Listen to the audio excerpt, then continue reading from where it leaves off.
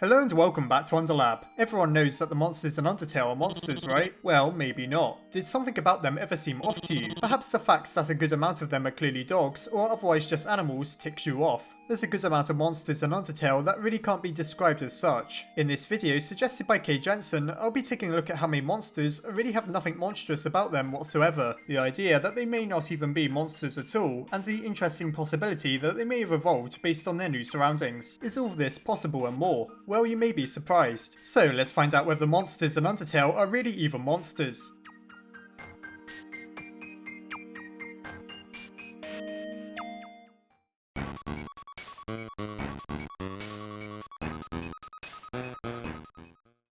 The very first character we meet isn't even a monster by Undertale standards. Flowey is a strange creature in between life and death who was reanimated by an injection of determination. By all accounts, all Flowey is a flower that's come to life. Apparently he's retained some amount of magic however, as he can do all sorts of things that flowers can't. So in other words, right away we're introduced to something that is undeniably not a monster. It's hard to classify Flowey, but he's probably more like the amalgamates than he is an actual monster. In other words, simply a vessel to carry determination with some shred of his former personality. Soon after Flowey, we meet Toriel. Now, Toriel by all means is quite monstrous. However, it is humorous to note how she appears to be a combination of a goat, something with fangs, and a human. It isn't surprising, of course, that the royal family of monsters are some of the most befitting of that description. However, the other creatures in the ruins are a bit more questionable. Take Frogget, for example. With the exception of the strange face between their legs, what really distinguishes a Frogget from just a normal frog? Well, perhaps the fact they can talk, but then so can many things in Undertale that you'd never expect to have a voice. For example, the mushroom in Temmie Village has come to life, a little bit like Flowey. If a mushroom and a flower can talk, it isn't too much of a stretch to believe that that comes as a result of living in the underground rather than Froggets being monsters. So yes, in other words, Froggets could literally just be oversized frogs with something hiding between their legs. The same naturally applies to Vegetoid, which is a carrot or a turnip. Here's a literal vegetable that's able to talk. Now surely something seems a little off about that. Almost any inanimate object or creature can be considered a monster as long as it lives in the underground and can speak. Sure enough, there's some creatures in the ruins like Luke's who resembles a certain Mike Wazowski, who can't be called anything other than a monster. However, by now, you may be noticing a trend. The pattern that only about half of the monsters we encounter have anything monstrous about them. I'll go into why this might be later on. After entering Snowdin, we meet Papyrus and Sans. Now, these two in particular raise a lot of questions. For starters, since when was a skeleton something separate from a human being? In the vast majority of other media, a moving skeleton is likely the product of necromancy, and for that you require a dead human. In my very first theory video, I went into more detail on this concept, but once again it seems fairly possible that Sans and Papyrus aren't true monsters at all. They could very well be the reanimated skeletons of humans who fell down Mount Ebert. There's potentially all manner of reasons as to why they believe themselves to have been monsters all their lives. It's true enough that now they're living skeletons, they'd fall under the definition of monster. Still, we have yet another example of something that likely at first wasn't a part of Asgore's kingdom. The next group we meet, the Canine Unit, is one of the most glaring examples of animals being called monsters within the game. Doggo, a guard dog on 2 feet, could very well pass for a monster in the same vein as the Dreamer family. But what about Greater Dog?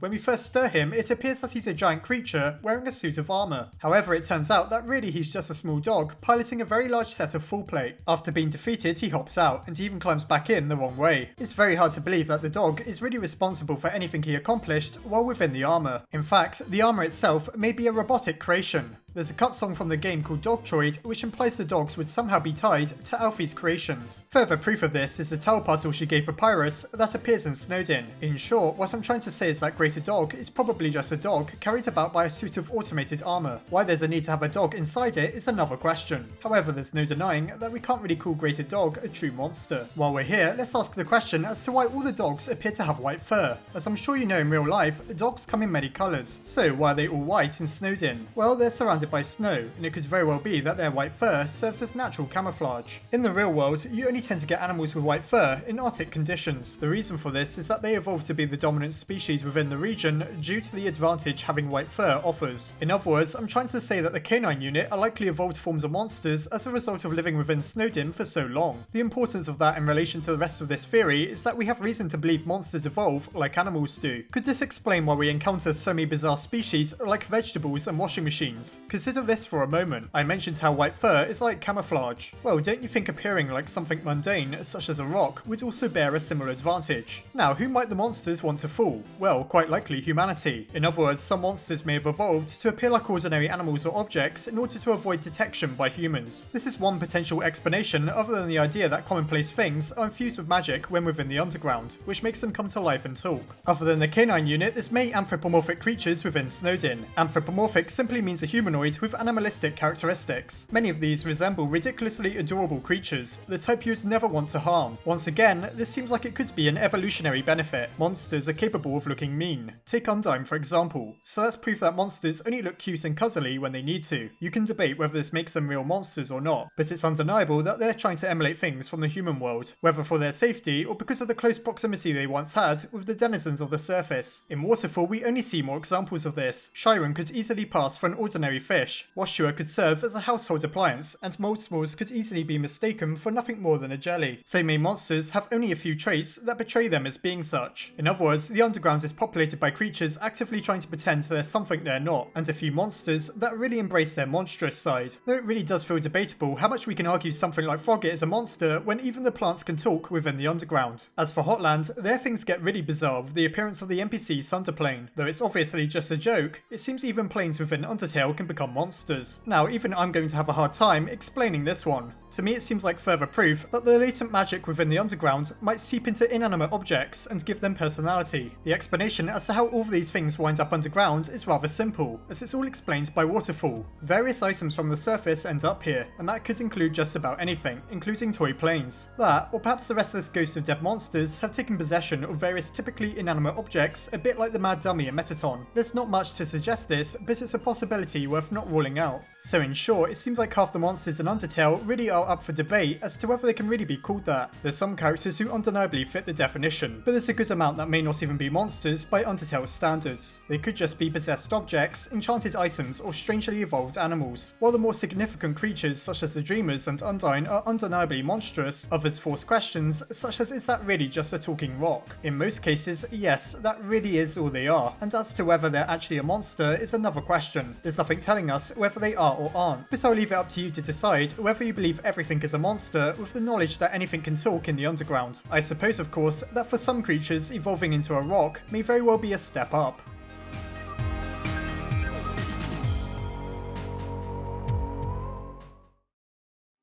So it seems we didn't really meet that many monsters after all, at least not the sort I'd ever refer to as a monster. Clearly many are just blatant jokes, but Toby did make it a little hard to believe that half the things we talk to are sentient creatures with feelings and personalities. By the time we realise there's more than one final Frogget, we also have to ask the question why Asgore's military partially consists of irate frogs. Which do you think is more likely? Are some monsters not monsters at all? Or have certain monsters evolved to resemble things that are common on the surface? As always, I hope you enjoyed the video. Don't get mistaken for a rock, and I'll see you next time.